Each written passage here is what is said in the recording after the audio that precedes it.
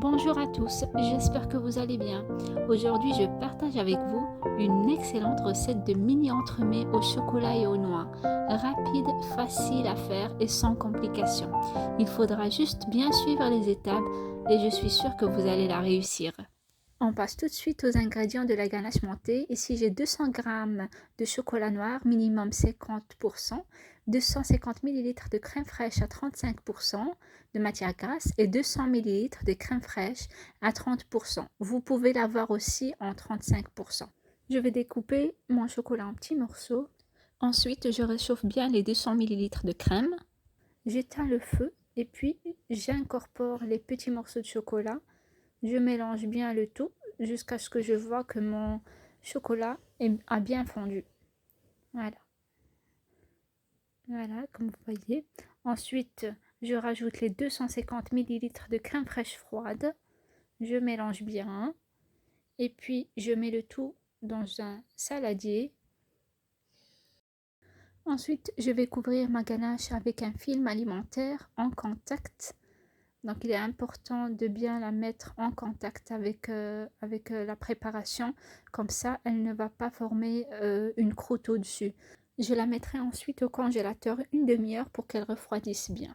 Ici pour le biscuit, il va me falloir 5 cuillères à soupe de farine, 3 cuillères à soupe de sucre, 3 œufs, une pincée de sel, une petite cuillère de levure chimique et une petite cuillère de sucre vanillé. Je vais mettre mes œufs dans un bol. Ici, les œufs ils sont à température ambiante, ils ne sont pas froides. Je rajouterai ensuite les 3 cuillères à soupe de sucre, mon sucre vanillé. À l'aide d'un batteur électrique, je vais bien mélanger tout ça énergiquement. Et ensuite, quand je vois que mon mélange a doublé de volume et a changé de couleur, j'incorpore délicatement ma farine. Donc j'ai 5 cuillères à soupe de farine. À l'aide d'une spatule, je vais l'incorporer et aussi ne pas oublier la levure chimique du bas vers le haut. Donc ici, je l'ai tamisé avec un passoire. J'incorpore, donc c'est 5 cuillères et mon mélange est prêt. Donc ici, ma pâte, elle est très très simple et c'est un biscuit très léger. Comme vous allez voir, est très très simple. Vous allez voir le résultat, il est excellent. Donc ici, je mets le tout sur une plaque. J'ai mis un papier cuisson sur ma plaque et j'étale bien ma pâte. Je l'ai enfouré à 180 degrés durant plus ou moins 10 minutes. Ici, après 10 minutes, mon biscuit est prêt, comme vous voyez. Il est bien léger, moelleux à l'intérieur, pas trop sucré, juste excellent.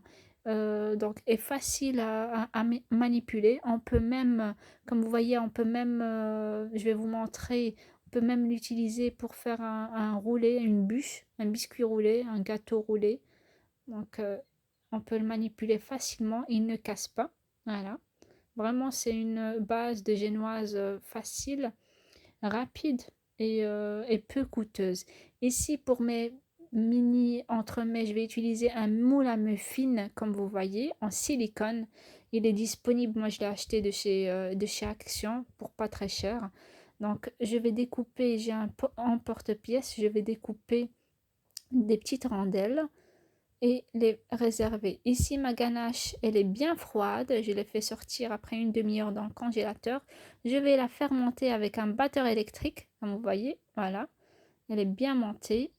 Je la diviserai ensuite en deux. La moitié, je vais incorporer dedans 2 cuillères à soupe de noix hachées. Je l'ai haché juste à la main. Ça va, donc la noix, ça se marie très très bien avec le chocolat et elle me donnera une texture légèrement croquante. C'est meilleur quand on mange un petit biscuit avec une texture croquante. Et si je vais commencer le montage de mes mini entremets, donc dans un moule à muffins, je vais mettre une petite quantité de mousse, de ganache montée, ensuite une rondelle de biscuit et puis je rajouterai une petite quantité de la ganache montée. Donc en dessous j'ai mis la ganache sans noix et au-dessus j'ai mis celle avec les noix. Je rajoute une dernière couche de biscuit.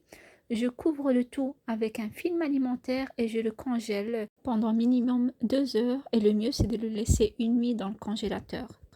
Pour la décoration, j'aurai besoin de chocolat fondu. Donc ici j'ai pris du chocolat noir et aussi du chocolat blanc que je vais fondre dans un bain-marie. Vous pouvez aussi le mettre au micro-ondes. J'ai pris aussi des cerneaux de noix. J'ai des pochoirs. Je vais mettre du chocolat fondu dans mes pochoirs. Ici, des petits moules pour former des petits motifs en chocolat. Donc, je mets une petite quantité. J'étale l'excédent avec une spatule ou un couteau. J'enlève l'excédent. Je le retire et je les place au frigo pour que mon chocolat durcisse. Je peux aussi décorer avec des petites lignes. Ici, j'ai pris un papier cuisson. Je vais former des petites lignes comme ça aléatoires, juste faire avec une petite cuillère des petites lignes qui vont durcir dans le frigo. Et puis après, je vais pouvoir décorer avec mes petits entremets. On passe ensuite à la dernière étape qui est le glaçage miroir au chocolat. Nous aurons besoin de 40 ml d'eau, 40 g de cacao amer en poudre. J'aurai besoin de 100 g de sucre, 80 ml de crème et 2 feuilles de gélatine que je vais ramollir dans l'eau froide. On passe à la préparation. Ici, dans une casserole à feu moyen, je vais porter à ébullition l'eau et le sucre. Dans une autre casserole, je vais bien réchauffer ma crème. Dès que l'eau et le sucre commencent à bouillir, je rajoute les 40 g de cacao amer. Je mélange bien le tout en retirant ma casserole sur le feu. Ici, j'ai éteint le feu. Donc, je mélange bien le tout. Et je rajoute ma gélatine à ma crème fraîche. Voilà. C'est facile, c'est un glaçage facile et réussi à 100%. Ici, je rajoute ma gélatine à la crème. Voilà, elle va vite fondre dedans. Et puis, je mélange les deux préparations. Voilà, donc je mélange les deux préparations. Je passerai ensuite mon mélange dans un passoire. Comme ça, je suis sûre qu'il est bien lisse, que mon glaçage est bien lisse. Voilà. Et je le préserve de côté et le laisser refroidir. C'est mieux d'avoir un thermomètre. Moi, je n'ai pas de thermomètre, mais je ne dois pas utiliser mon glaçage très chaud sur mes entremets, sinon il ne va pas coller. Donc, c'est mieux d'avoir un thermomètre et que mon glaçage soit d'une température entre 34 et 37 degrés. Ici, je vais le laisser quand même refroidir. Je vais juste utiliser mon doigt pour voir si c'est... Quand je vois que c'est bien tiède, je commence à couvrir mes petits entremets. Comme vous voyez, ici, ils sont bien congelés. Ils sont faciles à retirer. Voilà. Pas besoin de moule spécial. Ici, celui-là, il a bien fait l'affaire. Moule à muffin. Je retire tous mes mini entremets. Voilà, facilement, je le place sur une grille. Le glaçage que je vais utiliser, je peux aussi le réutiliser une autre fois. Donc, comme vous allez voir, je vais mettre mon glaçage au-dessus. Bien mettre, n'hésitez pas à bien mettre, remettre jusqu'à ce que mes petits gâteaux soient bien couverts. Et l'excédent qui va tomber en dessous, je vais le mettre dans une boîte et bien le couvrir et le préserver au frigo. Et je pourrai l'utiliser une autre fois, juste en le réchauffant une deuxième fois. Voilà, je vais continuer à bien couvrir mes entremets. La recette, elle est facile. C'est juste quelques étapes qu'il faut suivre.